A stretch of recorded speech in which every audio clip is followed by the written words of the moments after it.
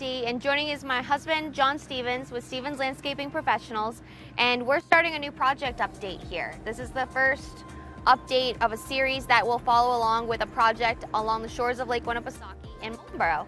So why don't you tell us, what this property looked like? It's currently under excavation. What did the client buy here? There was a recent purchase, and what did they see that they want to change out?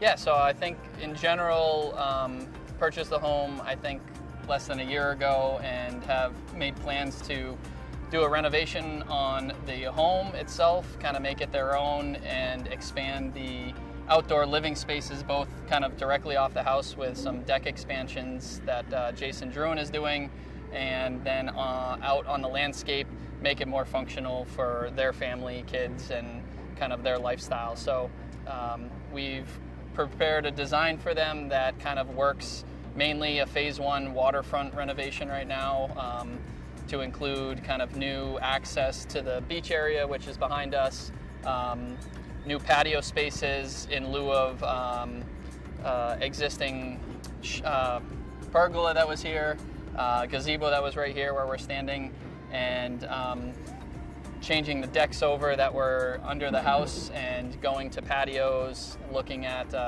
outdoor cooking space and a fire pit area up top as well. So, All right, great. Great.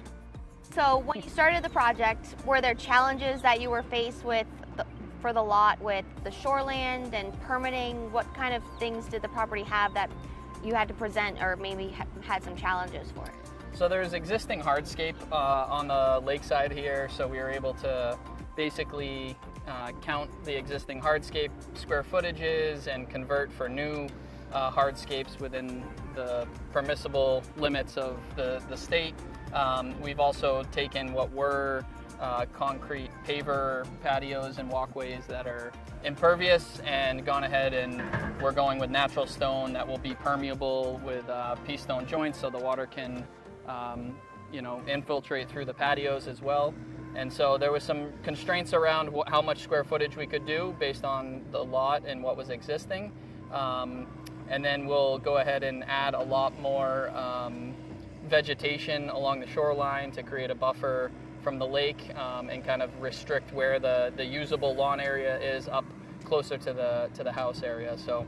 And for permitting, I'm curious, there was a screened-in gazebo out here. How did that play, or how did you implement that in permitting and counting that as part of like a permanent structure? How did you give and take with that? So that's probably was a grandfathered structure in this location, being so close to the water, and that ultimately was not fitting their needs anymore. They could have kept it as is, but in lieu of that, we were able to kind of remove that impervious structure and replace it with a permeable patio, kind of in the same footprint right here where we're standing. So in the state's eyes, that's a nice move that we're going from something that was shedding water off to something that's going to infiltrate water, but still provide the client with good usable space. If that hadn't been here, would you have been able to put that patio here? Yeah, so nowadays with the updated rules, you can do permeable patio, perch beach, or even a deck, but a deck isn't really allowable in a lot of towns. But for state rules, you can put what is called a water access structure close to the water's edge for the purpose of observing swimmers and safety purposes like that. So this kind of is considered a water access structure because we are close to the lake here.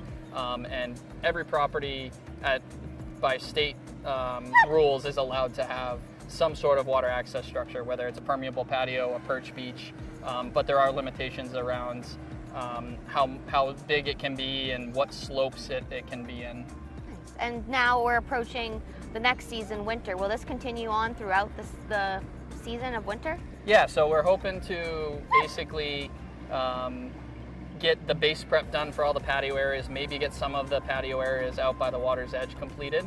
And then we're going to try to save the area under the deck, which is going to have a very cool linear granite patio underneath there. And I think we'll go ahead and tent that in for the winter and work on laying that patio portion through the winter. And then we'll revisit the site in the spring and look at the finishing touches and softscapes, landscape lighting, things like that. Awesome, perfect. Well, we'll follow along with this project, so we'll see some of those updates in our next video here in Moultonborough. Thank you. Thank you.